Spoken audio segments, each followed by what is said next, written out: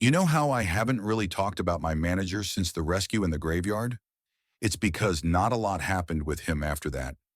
He was kind of like, "You cool?" And I was like, "Yeah, I'm good." And he left it at that.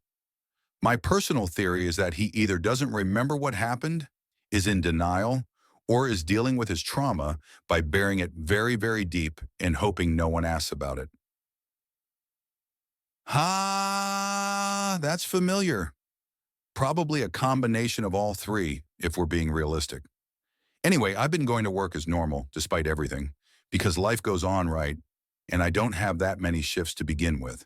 And I think things would have just continued on like that, with him in a state of amnesia, denial, trauma, and me not wanting to bring it up because I had other problems to deal with. However, neither of us accounted for my former boss. We certainly didn't expect her to show up unannounced at the end of my shift. "I am out of pumpkin spice," she bellowed, bursting in through the back door of the kitchen area. "Do you have pumpkin spice?"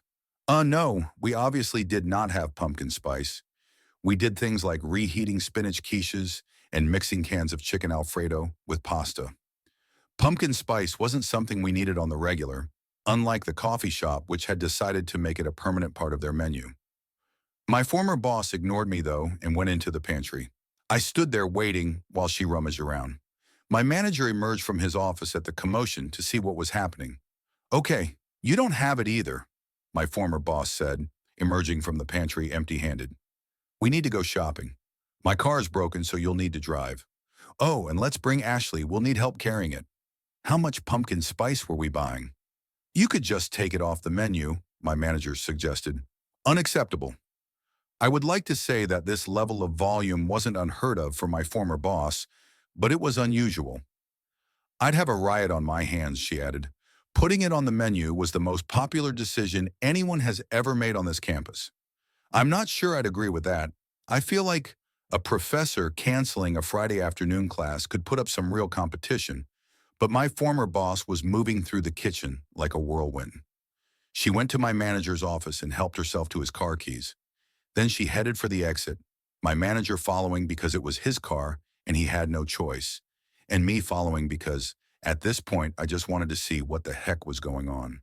I did remember to text Cassie and tell her what was going on so she wouldn't freak out when I didn't show at our meetup spot now that my shift was done. My manager at least managed to reclaim control of the situation by insisting that he get to drive his own car. But as we were leaving campus, my former boss gave him some instructions on where she wanted to go. "Don't go straight," she said. "We weren't going to the grocery store." She told him to get on the highway, and then he drove in confused silence for half an hour while I sat in the back and wondered if I was being kidnapped. I had my cell phone on me, so maybe not, though. Maybe we were just going to a retailer outside of town, because the local grocery store probably didn't have the quantity of pumpkin spice she needed. Restaurant supply stores are a thing, right? I assumed this was the case just to calm my nerves while I watched out the window as the rain pelting the car slowly dwindled and then vanished. I could see sunlight for the first time in almost 2 weeks. "Okay, now that the rain is gone," my former boss sighed, "let's talk about what this is really about." "So the pumpkin spice," my manager began. "Oh, we're totally out of it." But I crossed it off the menu like a sensible person, which meant this excursion was about the rain. It was about me. And sure enough, my former boss wanted to know what happened in the graveyard. "I didn't just free my manager from the tree," she said. "It had started raining that day, and it hadn't stopped. That wasn't a coincidence. So while my manager drove, hunting for some place to pull over that might have a decent coffee shop, I told them everything that had happened. Everything.